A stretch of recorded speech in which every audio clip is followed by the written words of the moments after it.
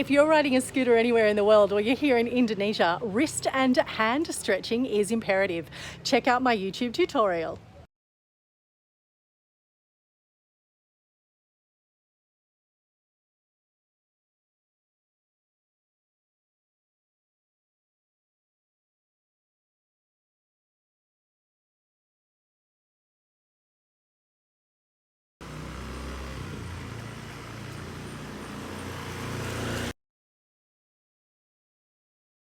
Yogi friends, Kit Kat here, and my most lovable Charlie.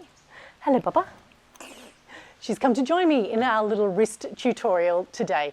So if you are doing arm balancing, yay, we love arm balancing. I always think that an inversion is a way to reverse the aging process because the wrinkles are going in the other direction. But that aside, if you ride a scooter here in Indonesia, particularly in Bali, you always have your hands wrapped around the handlebars in this kind of action, the same as if you were at your laptop typing or even if you're writing with a pen. So we quite often don't pay attention to stretching out our hands and wrists. So these are just a couple of exercises that you can do to look after your dexterity and hand health. And also if you're working into downward dog and through chaturanga, it's really nice to stretch out the wrists, and it's quite often an overlooked part of our yoga practice or our making of shapes during our asana practice. So without further ado, let's get going. So the first thing we're going to do is just start with some wrist circles. So just going clockwise and anti-clockwise, connecting with the breath. You can close down the eyes. It might feel nice. Going back in the other direction. So wrist circles, bringing the hands together. Again, just another variation on making circles with the wrists. I kind of feel like this might be like a rock of the 80s disco move where I could improve on my rap dancing, but I never seem to. And then if I try and make it go back in the other direction, I feel really uncoordinated. So you might be able to try that and see if you can go in both directions. Back the other way. One's going to feel good, one's going to feel totally weird. Okay. Interlacing the hands' palms and just pressing the inside of the hands away from you. And you can round through the shoulders and just drop the chin into the throat. Rounding through the back. Just really feeling that in the fingers, hands, and forearms.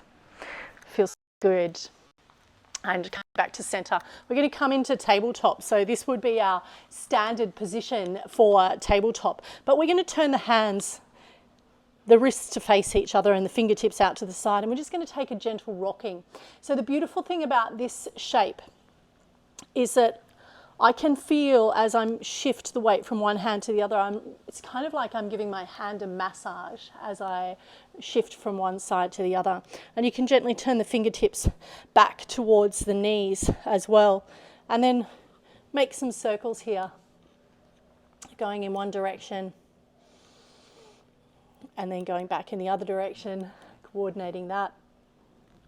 Feels good. And then tucking the toes underneath and very slowly and gently taking the hips back to the heels. And I'm really feeling that stretch through the outside of my wrist there and up into the forearms. Feels quite nice. And back again. So this one gets a little tricky and we don't want to place too much weight. I have just seen someone do plank in this shape and I was like, made me cry just looking at it. So I still have my fingers spread on the earth, but I have the front of my hand facing down into the earth. And I'm just taking the weight onto my hands. So you can start to inch the hips back towards the heels, and that's going to increase the stretch through the wrist and into the forearm. And then to come out of that, I'm just going to bring the weight slightly forward and shift back into my seated position. Now I'm going to give the hands a little massage. So just starting by pressing the thumb into the center of the hand and then moving out to each finger and giving each finger a little bit of a bend in the opposite direction, like massaging each finger, bending it in that direction.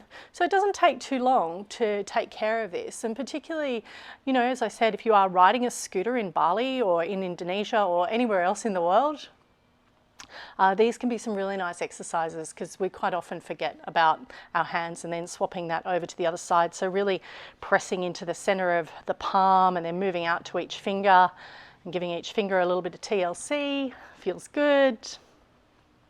And in between our thumb and forefinger, and I'm just going to flip this over, is this beautiful meridian that if we press in here, if you have a headache, this little space in here, and you'll find it by squeezing around and pinching the thumb and the forefinger in between the thumb and the forefinger of the opposite hand, closing down the eyes and just connecting to breath. Eventually you'll find that point where a headache will actually dissipate and eventually disappear.